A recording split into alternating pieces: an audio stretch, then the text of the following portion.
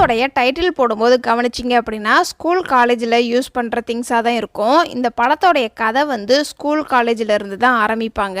கதைக்கு ஏற்ற மாதிரியே படத்தோடைய டைட்டிலையும் டிசைன் பண்ணியிருப்பாங்க.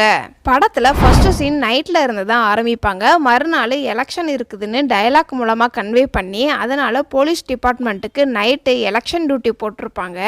இதை கனெக்ட் பண்ணுற விதமாக எஃப்எம்லையுமே வந்து எலெக்ஷனை பற்றி பேசுகிற மாதிரி காமிச்சிருப்பாங்க.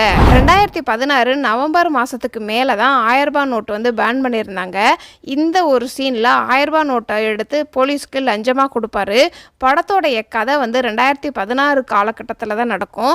அதனால தான் இந்த படத்தில் 1000 ரூபாய் நோட்டை யூஸ் பண்ணியிருப்பாங்க. படத்தோடைய கிளைமேக்ஸில் எல்லாரும் ஸ்கூலுக்கு வந்திருப்பாங்க. அப்புறம் எல்லாரும் கலைஞ்சு போகும்போது ஹீரோவும் ஹீரோயினும் மட்டும் தனியாக நிற்கிற மாதிரி ஒரு ஷாட் வச்சுருப்பாங்க. இந்த படத்தோடைய கிளைமேக்ஸ் இந்த மாதிரி தான் அமையும் அப்படிங்கிறதுக்கான ரெஃபரன்ஸாக இதுக்கு முன்னாடியே ஒரு சீனில் காமிச்சிருப்பாங்க.